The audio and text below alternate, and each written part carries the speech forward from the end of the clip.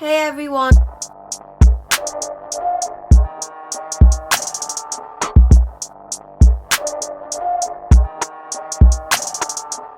Welcome back to my channel. So for today's video is i-share ko sa inyo kung paano ako gumagawa ng sarili kong press-on nails. Ito yung press-on nails na nagawa ko.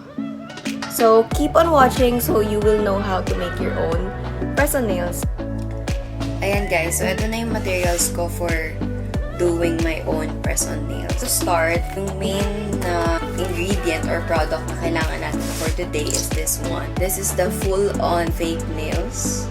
Makikita nyo may numbers na siya kasi ayan yung sizes. Color niya is like this. Parang off-white or beige yung color niya. And this is the style or the design of the fake nail. Ito yung classic ata. So, mas prefer ko to kaysa sa ibang style or cut kasi I can do my own design or yung cut. Meron din siyang ibang colors like pure white and then yung transparent na color. Then next, we have this nail polishes. Ito is from HBC. So yung color niya is parang sky blue. Pero yung name niya dito is warm blue. For my accent nail, I will be using this OMG na clear na nail polish na may mga parang confetti effect. Tapos yung shade niya or yung name niya is Disco Ball. For my top coat, I'll be using this gel top coat. I got this from a bundle na nabili ko before sa Lazada nung nagpo-polygel pa ako. Press-on nails nga to, so you need your nail tabs or nail adhesive. Ito yung nabibili or usually kasama ng mga press-on nails na mabibili mo online. Yung ganito yung itsura.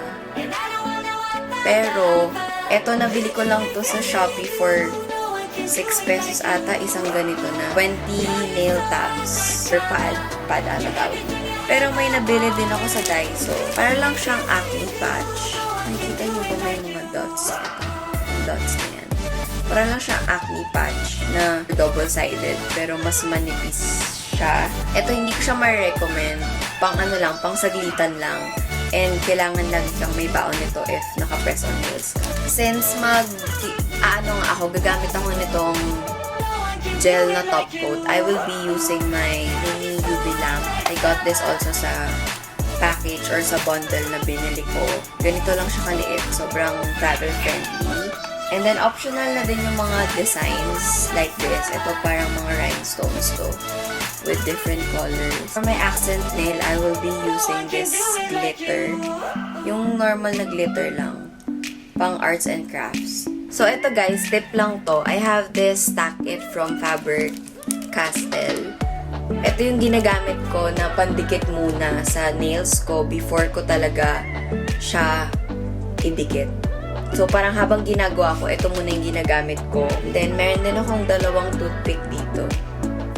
Para lang pang-hold ng tack-it and then nails. First things first, you need to get the right size for your nails. So, this one, number 3. Ilalagay ko siya dito sa aking thumb. And feeling ko hindi siya sakto. Kasi, kapag may nail adhesive na dito sa nail ko, parang nakaumbok siya. Matatanggal siya, mabilis siya matanggal. So, let's try number 2. Ito guys, so makikita nyo yung difference. Ito yung number 2. And then, ito yung number 3. Makikita nyo, parang mas curved yung number 3. Yung nasa, ito, mas curved siya compared dun sa number 2. Kaya hindi talaga siya perfect para sa thumb ko. Kasi may umbok. I think I will stick with number 2. And then, for my index finger, I will try number 5. Masyadong malaking number 5 for my index finger. So, I will try number 4. Minsan kasi guys, parang tsambahan to eh. So, ito, number 6. Ayan, number 6. Sobrang perfect niya sa aking index. For my middle finger, I'll try number 5. Ayan, so 5, medyo sobra siya sa gilid. Pero okay na din. For my ring finger, I will try. Usually, ring finger ko same lang sa index. Pero, since wala na nga ako nung number 6, I will try number 7. Yan, number 7 yung sa index ko. Pinky finger. Titingnan ko yung 8. Yung 8, sasabit siya sa gilid. So, may possibility na magkasugat yung sides ng nails mo. So, yun yung problem ko with fake nails kapag hindi super fit yung sizing sa nails ko. So, I will stick with number 9, which is the smallest one. Ayan, sobrang sakto niya. Okay, naayos ko na yung sizing yung fake nails na sakto lang for my nails. And this is number 2, number 6, number 5, itong dalawa. Then, itong second to the last is number 7 and then 9. Makikita niyo yung numbers dito sa likod. Kita niyo ba? Ayan, may number 2. Ayan size nung nail or fake nail. Ayan guys, as you can see, naka-layout na sila depending on my size. Then, etong mga bilog-bilog na to, these are tack it. So, yan yung ilalagay ko dito sa ilalim ng nail. Like that. Tapos, ipipress ko lang siya dyan. And then, ididikit ko tong toothpick na meron ako. Or any stick na pwede nyo idikit sa likod. Then, you can start painting your fake nails. So, I will be using this sky blue, or which is yung warm blue.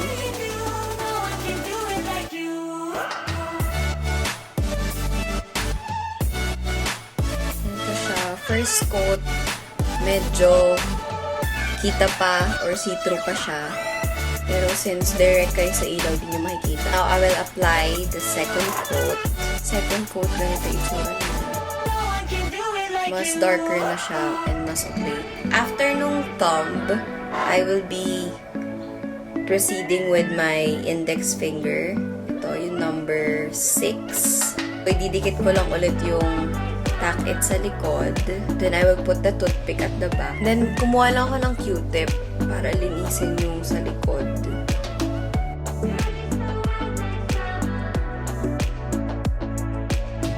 Okay guys, so eto ni-repaint ko to kasi akala ko tuyo na siya and hawakan ko. And then, etong index tuyo na siya. So, I will be removing the sticky tack or the tack it. Set aside ko na siya and ididikit ko na itong ito dito sa kabilang set of nails.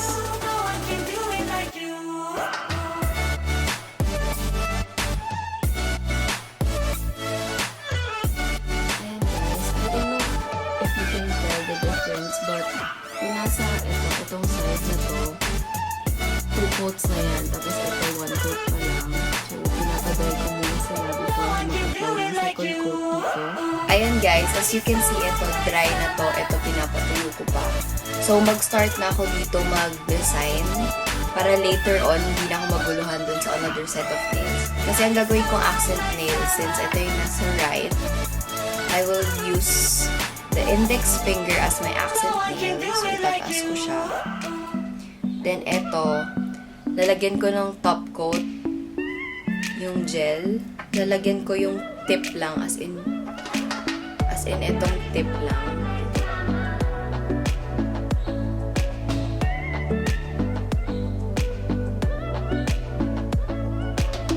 And then, I will dip it dito sa my glitter.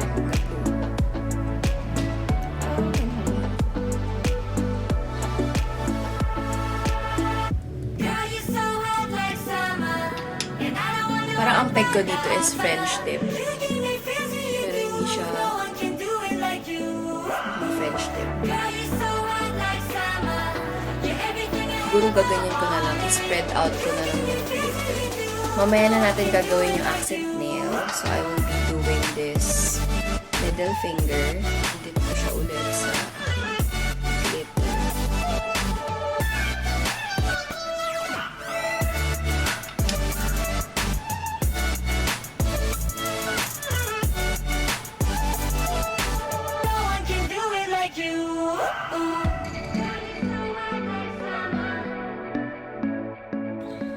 Ayan guys, I don't know if makikita nyo, pero ito na yung aking mini na LED lamp. Tapos, in-on ko na siya and then I will dry this one since yung base niya or yung pinagdidikitan ng glitters is gel. Kahit isang round lang. Ayan guys, so tapos na yung other set of nails ko. Then ngayon, ito naman yung gagawin ko. And here, makikita nyo na ito yung accent nail ko, which is yung index finger. For this set of nails, I will use the ring finger for my accent nail. And nakapag-decide pala ako na hindi ko nagagamitin itong mga rhinestones kasi wala din akong nail glue and hindi sila kakapit kapag top coat lang yung ginamit ko. So, babay na muna dito.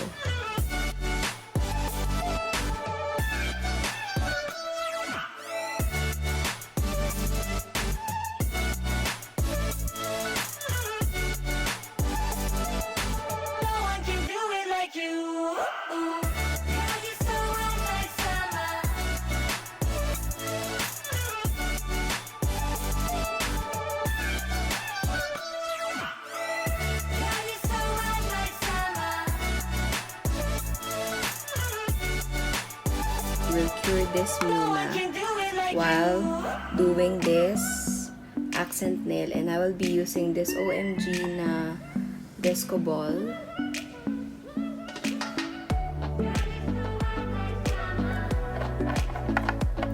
Ayan, ganito na itsura niya. And then, sakto dahil natapos na mag-cure yung aking isang set of nails. Dry ko muna ito. Then, I'll get this for toothpick and ita-transfer ko siya dito kasi maglalagay na ako ng top coat na gel. So, iniwan ko muna siya dyan and nandito pa kasi yung toothpick. Ayan, so nakuha ko na yung toothpick from here to here. Kahit regular lang yung polish na ginagamit ko, yung top coat ko is gel pa din palagi. Para mas long-lasting siya and mas shiny yung effect niya. Tapos ko na sila lagyan ng top coat. And then now I will cure them. Kita niyo ba? I-cure ko sila ng 60 seconds or 2 rounds siya. Ito guys yung sinasabi ko why I like having gel top coat instead of regular clear polish lang. Kasi tingnan nyo. Nakikita nyo ba? Mas shiny itong nasa baba kaysa yung nasa taas. Parang ang flat nito tignan. Ito, shiny siya. Ayan, since tuyo na naman to kasi na-cure ko na, I will remove the toothpick sa likod.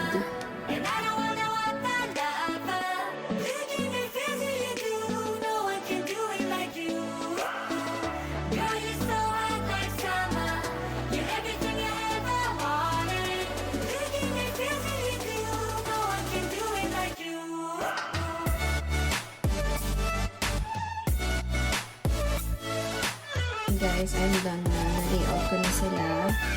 Ipakita ko na lang sila ng close-up.